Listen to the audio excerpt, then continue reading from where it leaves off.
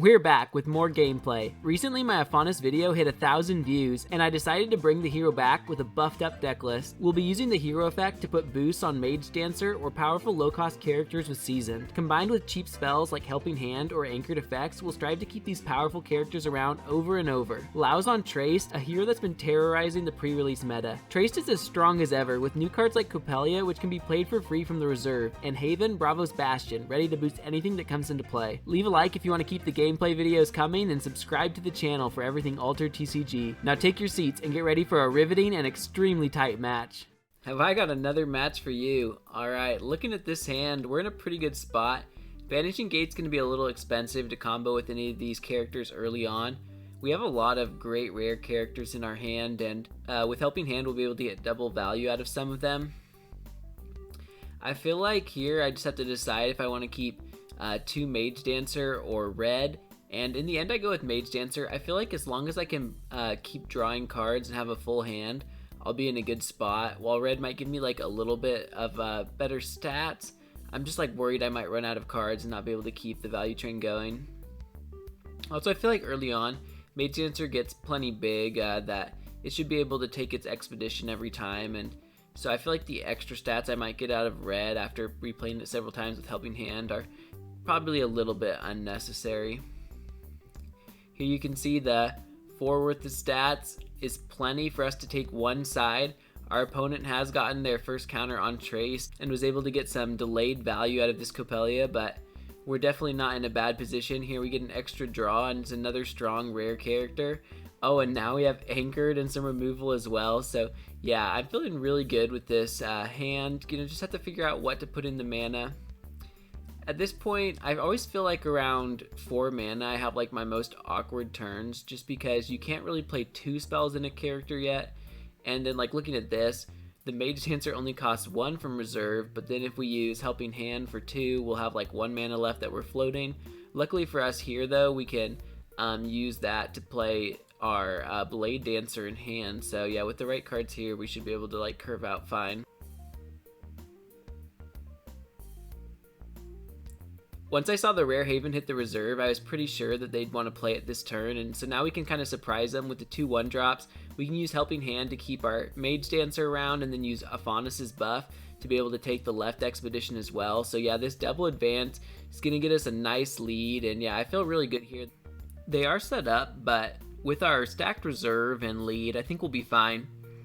At this point, I think I'll put the Disciple in the mana because we have a lot of other strong characters that I'd rather be playing. I almost wish here we had something like Off You Go and meditation training instead of double meditation training. Those will be really good to get some draws and mess around with our Mage Dancers, but it might be better to have a way to kind of fight for the board better this turn. We don't really want to play 2 spells, 2 meditation training in the same turn, at least at this point when we won't even be able to get 2 characters out. And now that we've been, hit with that sabotage, just going to be putting Mage Dancer on each side and anchoring 1. There's no way we'll be able to push both expeditions, but I think that I need to play that second Mage Dancer there just to like draw out my turn enough that we can kind of like force our opponent to use more resources to make sure we don't get behind. At this point, trying to figure out the best way to do the anchors and the buffs. For a second I forgot that I was only in Mountain on the right, so I was gonna anchor and buff that Mage Dancer because it was the one with fleeting, and I'd rather keep that around so that I can have Devil Mage Dancer next turn. But then realizing, because of the region types, if I want to advance on one side and trade with them, gonna have to use the other Mage Dancer. That does mean that this Mage Dancer will be going to the discard pile, and we're kind of just left with 2 meditation training and a Mage Dancer going into the next day. Drawing the 3rd meditation training and Baba Yaga. This is getting a little frustrating. We have so many good spells in the deck. I wish we could have drawn more of a variety, but I mean, at this point, maybe even just keeping this single Mage Dancer around forever will be strong enough on its own. We've missed some draws the last couple of days because we've only been able to play 1 spell and we haven't been able to get to 3 buffs, but now at this point, maybe we will. They have another sabotage and we lose meditation training from the reserve. So, I mean, maybe it's been good that we've drawn so many just because with all of the sabotage we've seen, like the redundancy has been helpful. Finally going to be able to get an extra draw out of this Mage Dancer. Hopefully they won't have a third Sabotage on the following day to get rid of our meditation training. We can just keep anchoring this big character. Sadly though, our lead is gone. Our opponent there able to double advance and we're stuck. So yeah, what turned into like a sure win almost, now feeling pretty tight. Our opponent has a pretty stacked reserve, and yeah, this Baba Yaga is not going to be too helpful, but drawing into Blade Dancer as well as the helping hand, those are great to see, and now that we have some more mana, I think we'll be able to get some nice combos going.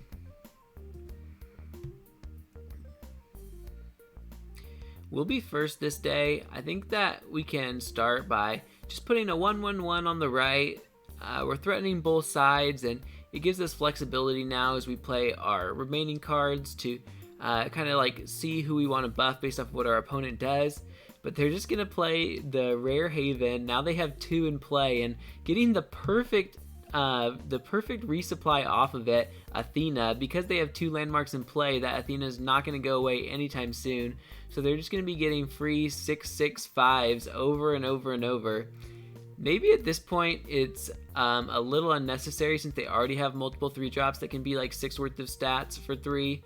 But yeah, still just like a terrifying resource game that they're going to be having against us. Now they're setting up a Copelia. That's not going to do anything right now, and interestingly enough, if we can block them on this right side, they're going to be stuck in just water, and it'll be like pretty much useless on the following day as well. But I mean, they have a lot of mana left and some pretty strong characters in the reserve, so I don't know, maybe that's easier said than done. We only have 3 mana left at this point, and it's most definitely just going to go into anchoring our Mage Dancer on the left. We'll probably be trading expeditions, and just grateful they don't have like a Keylon burst or something. Now that they're pretty low on mana, we're not going to have to worry about that. So it's going to be the meditation training. I'm putting the extra buff from Afanas onto my Blade Dancer so that I can kind of just like have my stats more split on the following day if I ever want to try and push both expeditions. So yeah, I think that, yeah, when possible, as long as I'm getting that free draw from my Mage Dancer by having it, like at least with 3 buffs, then I'll usually put the rest of my buffs at that point on like seasoned characters when possible. We have a little bit of a lead going into this day. Not in the expeditions, but at least on the board, we have 6 worth of stats, while they're sitting with 4s across, and now getting another Copelia. Seeing so many of these, just like a great way to kind of do like an impression of Muna and like do like a soft anchored character. Now we see them already tying us on the left. They are down 3 mana, but at this point they're leading on the right, and we're able to tie us with 1 card. Wishing I had, many times throughout this match, I'm wishing that I had some more removal spells. You can only really run like a handful right now. You have Off You Go, and then you do have Banishing Gate, but it's definitely like the weaker of the 2. I'm maxing out on all of those right now, and I even ran a Dorothy. You might have seen me put it in the mana earlier. But yeah, in a lot of these turns, it would be really nice to have like a spell removal so that I could be getting the buffs and yeah, kind of dealing with their board and pushing both sides at the same time. Yeah, some of these things, they're like the Alchemist. I don't know, playing that from hand, it's not going to be quite as worthwhile. They're having to make some space now. Look at that massive presence. It's going to be 10, 11, and 9, but since we're just sitting in Mountain, that 11's all I'm worried about. Yeah, so no way we're going to be able to take the right expedition at this point. Probably just going to want to guarantee we take the left. It is a tough position here because I don't really want to waste my resources. I'm probably going to discard the Alchemist from the reserve in the evening, and so at this point I'm just kind of like slow playing and seeing if I need to commit anything else. And we're just going to be trading. They don't play anything else. I don't want to use another card. I am going to have to determine now what I want to keep in the reserve, and just throwing out the Mage Dancer. I think about keeping it for a little bit, but I feel like just cycling this Blade Dancer at this point, it's so buffed up. is probably the best thing we can do. It's very likely we'll go into tiebreakers. I think for a second, like, if I keep the Mage Dancer and the Blade Dancer, like, maybe could I win both sides and just try and take the game quicker, but that's not going to be in the cards. Also not in the cards, we don't get small step off the top, which means that we're really still going to have to, like, fight for our win. And it's, yeah, most likely going to be going into overtime. They already have, like, that residual value on the board. I'm going to be fighting hard to try and, like, slow play this turn so that they can't use a Keylon Burst on my Blade Dancer.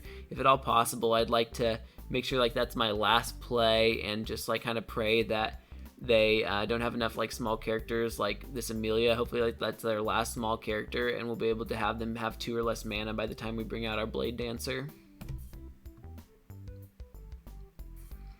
So bringing out the Chronicler, that's going to be the perfect stats for now.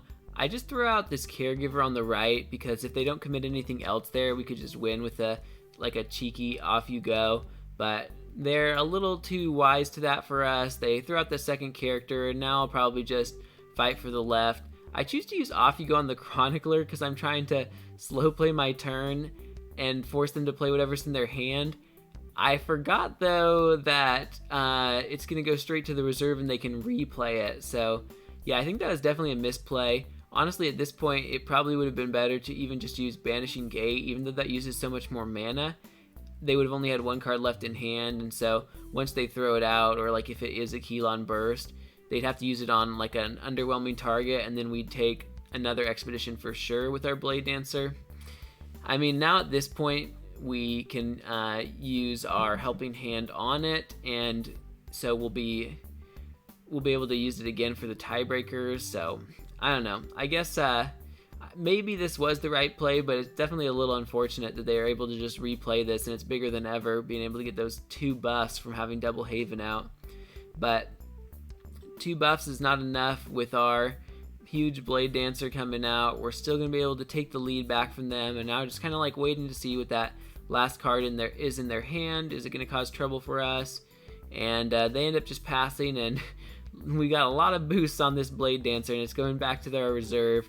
I'm feeling pretty good about the tiebreakers. As long as they don't draw a Keylon Burst now, we should be able to take this one. Setting up our makeshift Coliseum here in the middle for the tiebreaker. I'm going to have to decide what card to keep. I feel like Off You Go is like the obvious choice, but at this point, I already have Banishing Gate in hand, which is basically just a stronger Off You Go compared to like the reserve version. And so I don't think I'll play both in a turn. If I do, like, I'll practically be out of mana. I kind of realized that here. I put the Caregiver into the discard, and then I realized, like, more often than not, depending on my draws, if I want to try and play like a longer turn, like use 3 or 4 cards, I don't think I'm going to be wanting to play Off You Go and Banishing Gate. So eventually I get rid of the Off You Go. Yeah, and I think that is a good choice. Like, depending on what I draw here, I might be able to just have like 1 mana remaining at some point, and I can use the Caregiver to like kind of delay some of my more important cards, especially if like our opponent here has drawn a Keylon Burst, like probably not seen one yet, or maybe they just put them in the mana. It's very likely they'll have one now, and so yeah, if we can make it so that we get the last play in, we can kind of avoid that Keylon Burst. We see them burning through their resources here pretty quick. We're just slowly playing like our low impact characters, saving our removal for whatever will be the biggest target, and also just like saving our Blade Dancer, as mentioned, to play around the Keylon Burst. At this point, we're like very happy. They only have 1 card left in hand, and when we use Banishing Gate, the card won't go to the reserve, so now they're going to have to play that last hand card. It wasn't Keylon Burst, so we would have been fine anyway. They're up 7-8-8 compared to our 5-4-3, but when this massive Blade Dancer comes out, it's going to be a 9-9-9 Blade Dancer. That'll be enough to win this tiebreaker on its own with the friends. We're well in the lead, and yeah, gonna take this win. It was crazy things went to the tiebreaker there. I'm glad that the new spoilers could help Afanas keep up with the powerful Treyst. Do you think I would have been able to play around Keylon Burst if Loud found a copy, or would I have been in big trouble? Let me know in the comments. And feel free to leave suggestions for what heroes you want to see highlighted in future gameplay videos. If you're still here, make sure to leave a like and subscribe to never miss out on exciting altered content.